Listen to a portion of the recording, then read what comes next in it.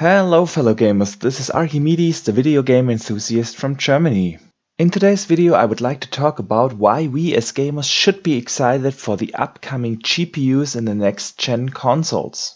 I already did a video on why we should be excited for SSDs in the next-gen systems. I linked that video in the description below. The GPU in a system is responsible for graphics, and the better the GPU, the better the games will look. I know that graphics are not all in games, but graphics are a real important factor when it comes to immersion. High fidelity graphics really help us gamers to be immersed in the world, and let's be honest, who doesn't like beautiful games like Red Dead Redemption, Assassin's Creed Odyssey, Gears 5, The Last of Us 2 and whatsoever. When we remember the release of the upgraded consoles, the PS4 Pro and the Xbox One X, Sony and Microsoft always tried to advertise the amount of teraflops available to measure the graphical potential of their systems. So what the hell is a teraflop? A flop is a floating point operation. It basically describes the amount of possible operations per second by the GPU. What does that mean? Well, the more operations a GPU can do, the better it is. Simple as that. Or is it? It is actually a little bit more complicated than that, because the next generation of consoles will use a different architecture. And probably you have heard that. The upcoming generation of consoles will use RDNA 2 as an architecture for their GPUs, while current gen systems use an architecture called GCN. So let's have a brief look on what an architecture of a GPU is.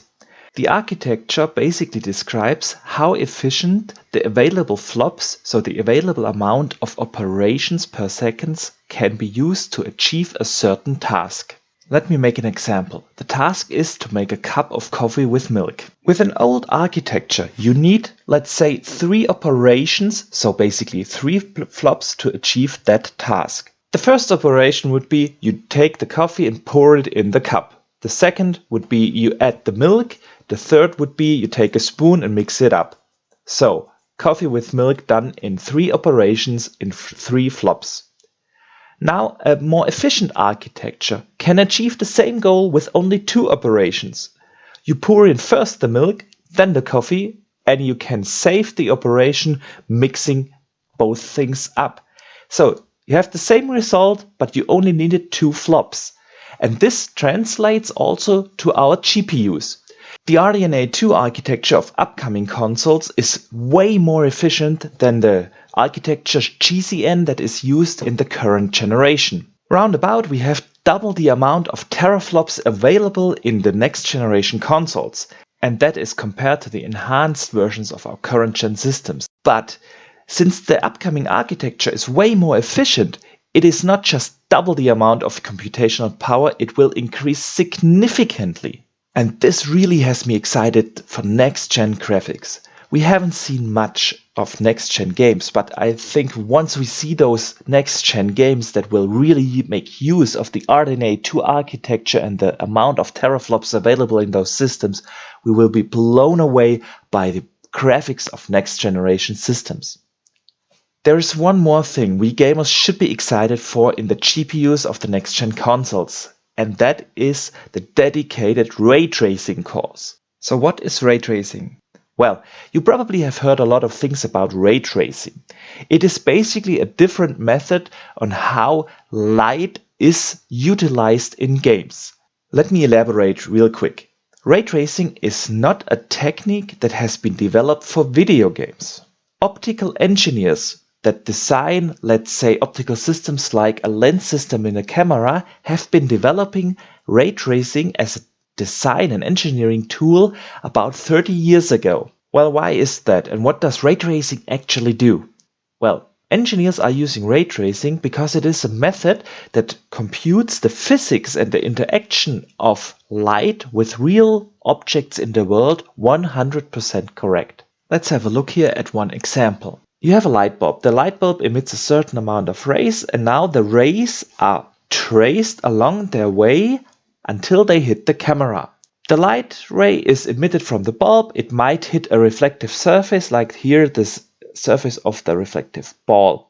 Afterwards, it might hit a rough surface where the light is scattered in different directions. So basically the light ray is split up in multiple rays, and eventually one of the light rays will hit the camera and is being saved for our image.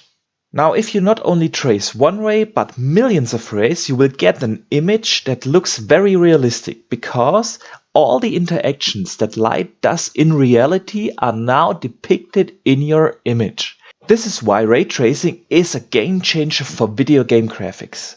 Gone are the days where you have to invent a certain technique to simulate how light will behave. You simply show light how it really interacts in the world. Better looking reflections, better looking shadows, better looking textures. Everything will just look way more realistic, and this has me excited. So how to qualify the ray tracing capabilities of next-gen GPUs?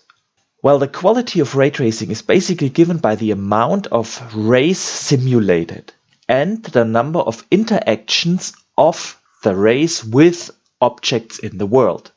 So the more rays you can simulate and the more interactions you can simulate, the better your image will look in the end. So you might have noticed I'm really excited for ray tracing in next generation consoles. I see it as a potential game changer in video game graphics. And I can't wait for developers to show off their implementation of ray tracing in video games. And I know, yes, we have had ray tracing on PC for a while now.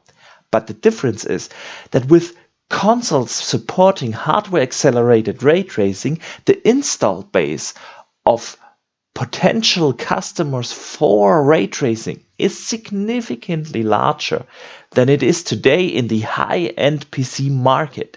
And once millions of console gamers will have access to ray tracing, developers will really start to optimize ray tracing algorithms, and that's when we will see the full potential of that new exciting technology. But enough from my side. What do you think about the next-gen GPUs? Are you as excited for the next-gen graphics as I am? Do you think ray tracing will be a game changer? Will the RDNA 2 architecture really be as efficient and as powerful as promised? Let me know in the comments of this video below, or hit me up on Twitter @Boxenberger.